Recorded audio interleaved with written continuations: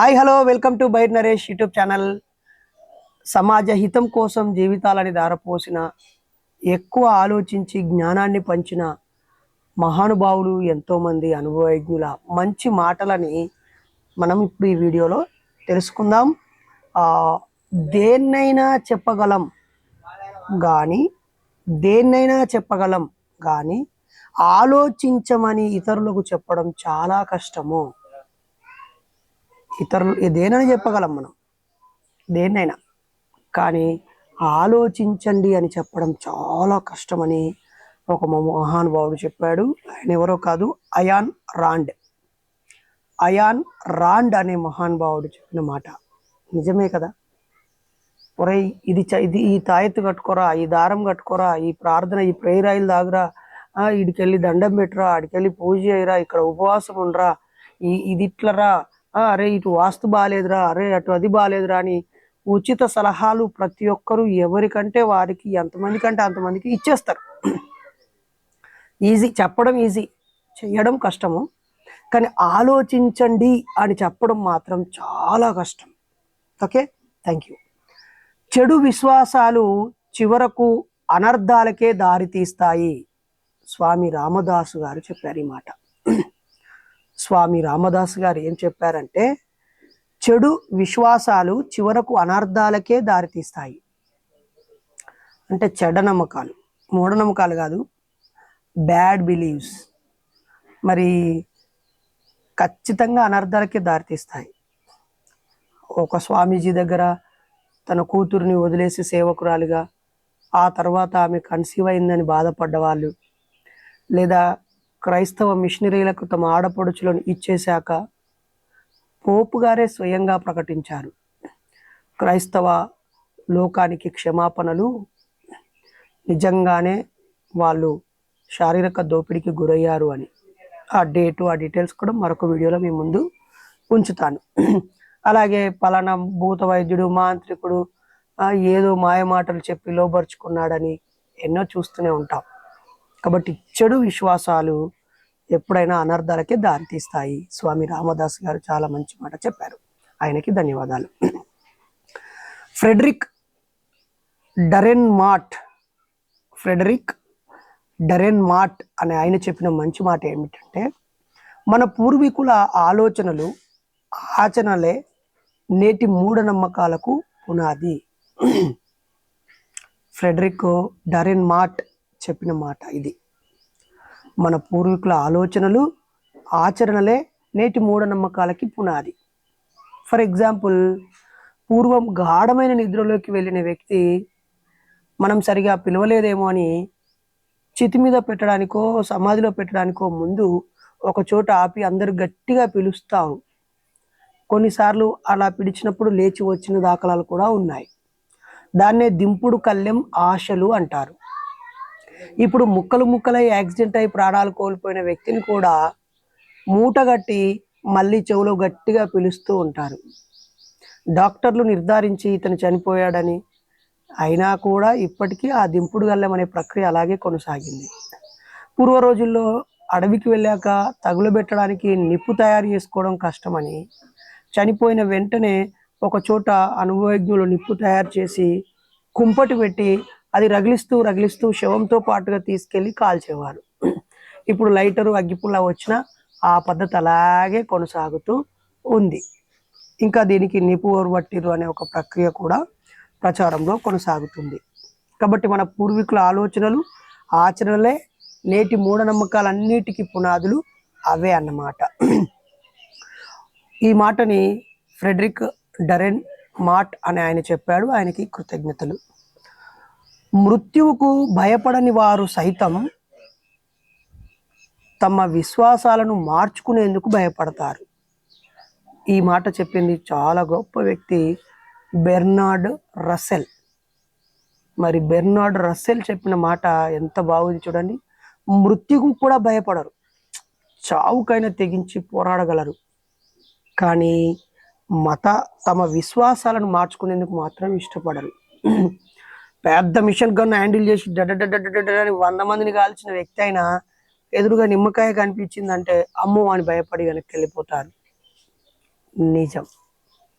కాబట్టి కోట్లాది రూపాయలు సంపాదించే వాళ్ళైనా, ఒక పోలీస్ ఆఫీసర్ అయి ఉండి జిల్లాలో ఉన్న అందరి పోలీసుల చేత సెల్యూట్ చేయించుకునే వ్యక్తి కూడా ఇంటికి వెళ్ళాక గోచి కట్టుకో అంటే గోచి కట్టుకోవాలి, వంగి ప్రార్థన చేసి మోకరిల్లుమంటే మోకరిల్లాలి, ఏ పని చెప్తే ఆ పని చేయాల్సిందే. అక్షరం ముక్కరాని పాస్టర్ అయ్యే కాలు మొక్కాల్సిందే.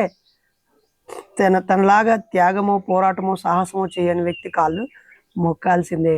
అతను వాళ్ళ ఇంటికి వచ్చి ఏది చెప్తే అది, మత పెద్దలు ఏది చెప్తే అది చేస్తూ ఉంటారు. బయట మాత్రం దొంగలు, గజ దొంగలు, స్మగ్లర్లు కూడా ఉచ్చపోసుకుంటారు ఈ ఆఫీసర్లను చూస్తే. కానీ ఈ ఆఫీసర్లు మాత్రం ఇంటికి వెళ్ళి వాళ్ళ పాతకాలపు నమ్మకాలను గౌరవిస్తున్నామని పేరుతో వాళ్ళ మెదడులో పదిలపరుచుకున్న భావాలకి బానిసలుగా దాసులుగానే ఉండిపోతారు. మరి బెర్నార్డ్ రస్సెల్ చాలా మంచి మాట చెప్పాడు.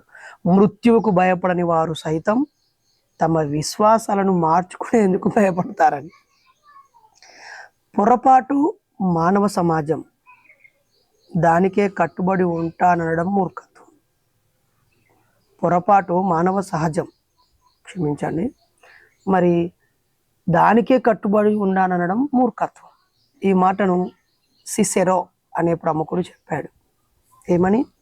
పొరపాటు అనేది మానవ సహజం, సహజ సిద్ధంగానే జీవిస్తున్న క్రమంలో అనేక పొరపాట్లు దొరుకుతాయి, కానీ దానికే కట్టుబడి ఉంటాను అనుకోవడమే మూర్ఖత్వం. అది ఇప్పుడు మనం నిత్యం మన మధ్య చూస్తూ ఉంటాము. గోథే అనే ఒక పండితుడు ఏం చెప్తున్నాడంటే, ఆలోచన పరంగా అంగీకరించిన వాటిని ఆచరించేందుకు కొందరు సిద్ధపడలేరు. ఆలోచన పరంగా మీరు చెప్పేది కొంతవరకు కరెక్టే అండి, కానీ అమ్మో మేము పాటించలేము అని చాలామంది అంటూనే ఉంటారు. కాబట్టి ఆలోచన పరంగా అంగీకరించిన వాటిని ఆచరించేందుకు కొందరు సిద్ధపడరు. అలాగే కొంతమంది ఆచరిస్తారు కానీ బయటికి చెప్పరు.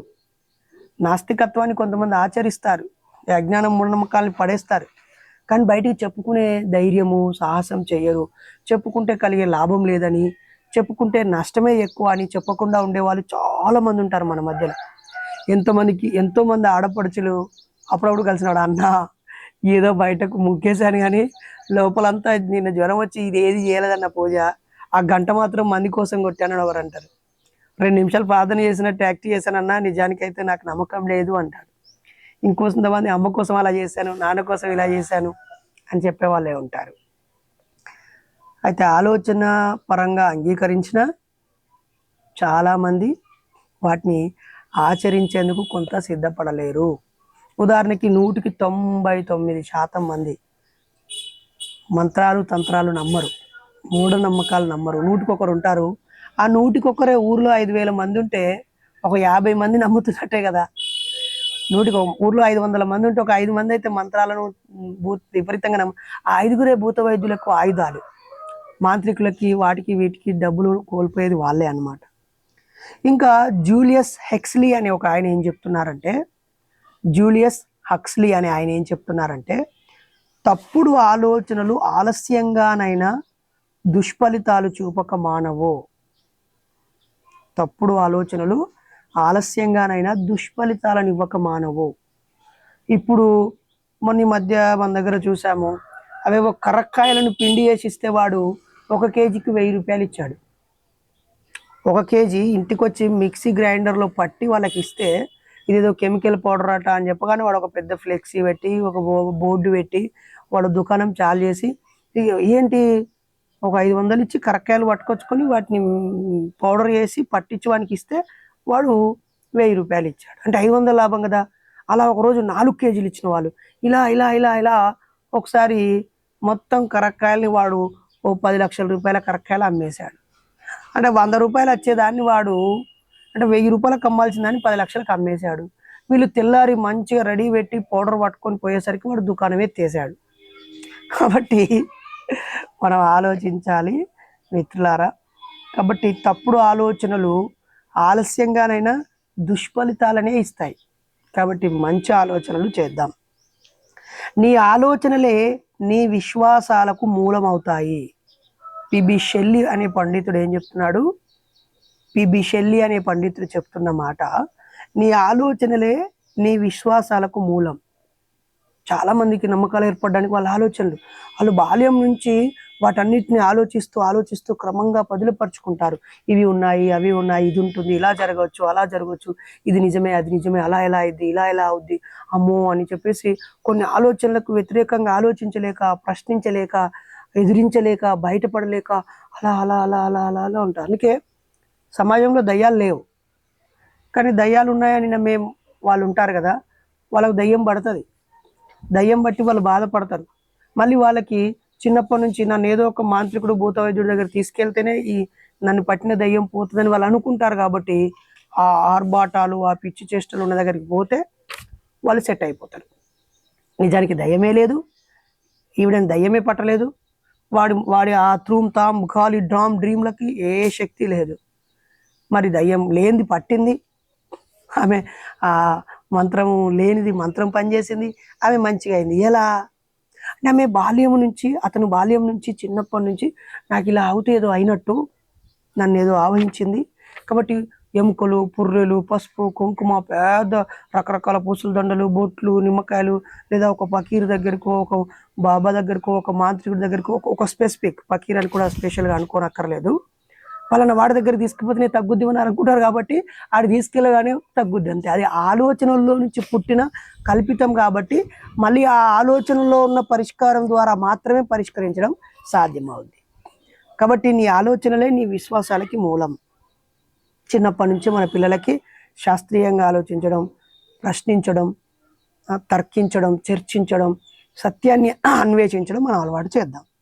నూతన భావాలను జీర్ణించుకోవడానికి కాస్త ధైర్యం కావాలి. నూతన భావాలను జీర్ణించుకోవడానికి ఏం కావాలి? కాస్త ధైర్యం కావాలి. ఆ ధైర్యం చాలా మందికి ఉండదు.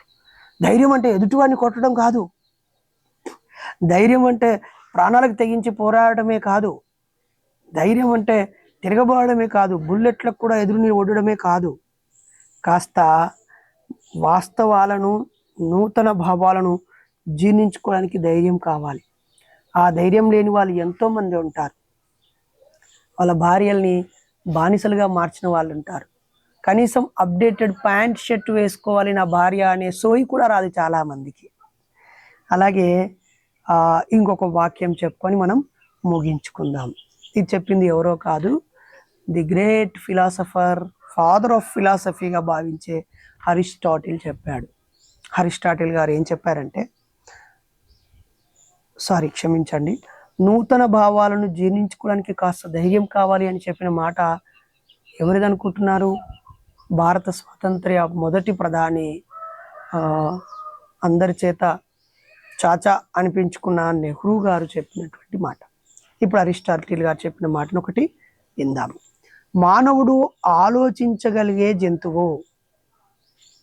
మానవుడు ఆలోచించగలిగే జంతువు. ఆ లక్షణాన్ని ఎప్పుడూ కోల్పోకూడదు. Wow, what a beautiful quotation. Man is a intelligent animal అనే కొటేషన్ అయింది. మరి మనిషి ఆలోచించే జంతువు. మిగతా జంతువులు అంతగా ఆలోచించవు.